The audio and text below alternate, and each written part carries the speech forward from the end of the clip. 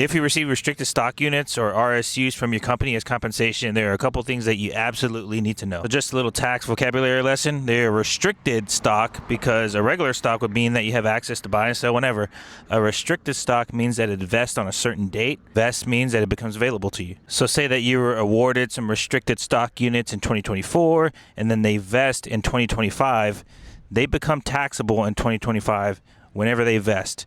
Whether you sell them, keep them, it doesn't matter. You have to pay tax on them.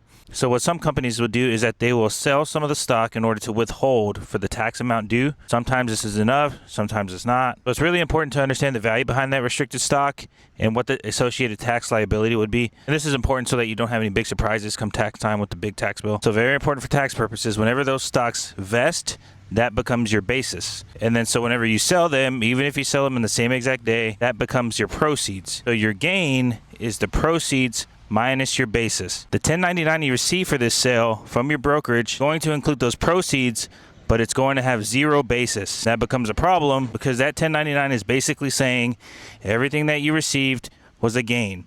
So you have to go into TurboTax or whatever you use and make sure that you put in the starting basis, which is what the stock was worth at the vesting date. You already paid tax for this. You received it through your W-2. They withheld tax.